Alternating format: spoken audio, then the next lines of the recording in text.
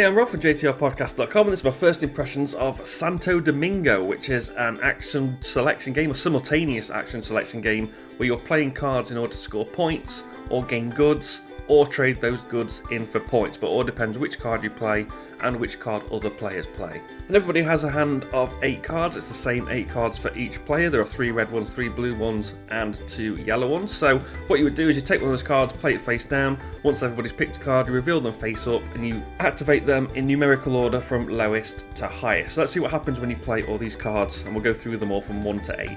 So these are the first 3, numbers 1, 2 and 3, the captain, the admiral and the governor. And the captain and the admiral are very simple. If you play the captain, you score 2 points, it says there at the bottom of the card. If you play the admiral, you score 5 points, it says that at the bottom of the card. But it does say maximum 2 points and maximum 5 points because it all depends on this track.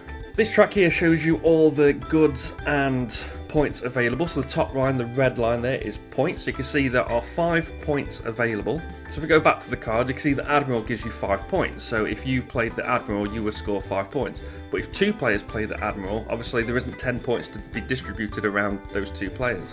So if they can't be split, you sort of divide them up evenly, rounded down, so you're leaving some victory points on the table. The odd number of victory points will stay on the board, but you're obviously going to distribute them evenly. So in this case, if 2 people play the admiral, instead of getting 5 points, they're going to divide 5 between them, so they only get 2 points each. But remember, also, because the cards are activated in numerical order, maybe somebody played the captain first and took 2 of those points. So maybe there was only 3 points left for them to divide, so they're only going to get 1 point each. And that's the risk you're going to take in this game. You have this red card here, it's going to track your victory points. The trigger of the game is going to be when somebody reaches 30 victory points, which is on the flip side of this card. Once you hit 30, then you're going to finish that round. Whoever's got the most points at the end of that round wins. But you also have this blue card that tracks your goods. These are the goods you can gain to trade in for victory points, and one of the ways you can do that is with card number 3, the governor. And you can see there, the governor is going to give you goods for each of the admirals and captains other players have played during that round. So if you play your governor and somebody plays a captain and 2 players play admirals, you're going to get 10 goods. But again, that is limited by the number of goods available on that track. You see there's only 6 goods there. So if 1 person played the captain, 2 people play admirals, and I played the governor, even though I would normally get 10 goods, I would only be able to get 6 because that's all that's available. You can see at the top there, there's a line that tells you how far each of these cubes moves up at the end of a round depending on the player count. I'll get to the yellow track shortly. Cards 4, 5 and 6 are blue. There are the frigate, the galleon and customs. They work in a similar way. The frigate gives you goods up to a maximum of 3 in the same way that the captain and admiral give you points. The galleon gives you all the goods, all the remaining goods in the same way, but there's no maximum to the number you can take. So if you're the only person to play the galleon, you only get all the goods, which is cool. And the customs is going to allow you to gain points depending on the number of frigates and galleons other players have played. And that works the same way as the governor. And then there are the 2 special cards, the trader and the beggar. And the trader is going to be the person who allows you to trade goods for points. That depends on this yellow track down on the bottom. So this is going to be moving up each round. You can see at the bottom there where it says, underneath where the yellow cube is at the moment, it says 3 goods for 2 points, and that's what you're going to do. And you can do that as many times as you like. So if you've got 3 goods, you can gain 2 points. If you've got 9 goods, you can gain 6 points. And the further up the track you go, the better conversion rate you're going to get from those goods to points. So it starts off, it costs you 3 goods for 1 point, but ends up costing you 2 goods for 3 points. So you just wait till it gets to the top of the track. Aha! But of course you can't, it's not that easy. For each trader after the first, you're going to move the cube back 2 spaces. So if 3 traders are played, you're going to move the cube, the yellow cube, back 4 spaces, which is going to adjust the conversion rate probably.